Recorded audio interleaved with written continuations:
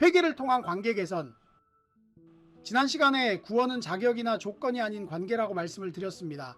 오늘은 우리가 이 관계를 어떻게 시작할 것인지 그 실제적인 내용에 대해 말씀을 드리고자 합니다.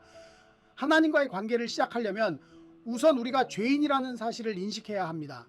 이어서 우리가 죄인이라는 사실을 인식하기 위해서는 성경에서 말하는 죄가 무엇인지 정확히 알아야 합니다.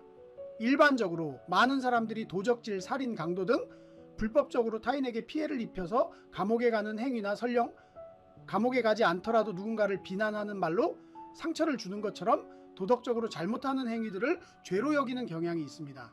그러나 성경에서는 이러한 것들을 죄라고 하지 않습니다. 이러한 것들은 죄의 열매일 뿐 죄의 근본은 따로 있다고 성경은 말합니다. 즉 죄의 근본은 나무와 같고 죄의 열매는 우리가 죄로 여기는 행위와 같습니다.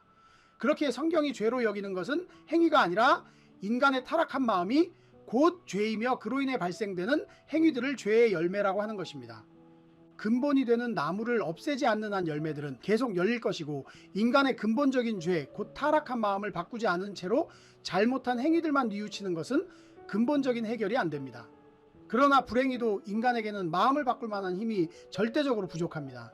이는 하나님의 생각과 우리 생각의 차이에서 발생하는데, 하나님께서는 우리의 죄에 대해 너희가 죄인이기에 죄를 짓는다고 말씀하시지만 우리는 죄를 지어 죄인이 되었다고 고백하는 것과 같습니다. 다시 말해 하나님께서는 우리의 근본 죄인 나무를 자를 것을 요구하시는데, 우리는 나무는 내버려둔 채 열매만 따서 없애기를 바란다는 뜻입니다. 그러나 나무를 자르든 열매를 따든 하나님과의 관계를 시작하려면 우리가 죄인이라는 사실을 인식하고 이 문제를 해결하기 원해야 합니다. 어떤 분들은 우리의 마음속에는 선한 부분도 있고 악한 부분도 있는데, 우리의 마음 자체가 악하다는 말은 받아들이기 어렵다고 합니다. 그러나 그것은 하나님의 기준과 우리의 기준이 달라서 그렇게 말하는 것입니다. 우리가 어떤 물체를 볼 때 눈으로 보는 것, 돋보기로 보는 것, 현미경으로 보는 것은 각각 다를 것입니다. 인간은 100가지의 마음 중에서 99개의 마음이 악하고 하나의 마음이 선하다면, 그 선한 한 가지 마음이 자신의 전부인 것처럼 주장하고 99개의 악한 마음에 대해서는 그럴듯한 이유와 변명으로 합리화를 할 것입니다.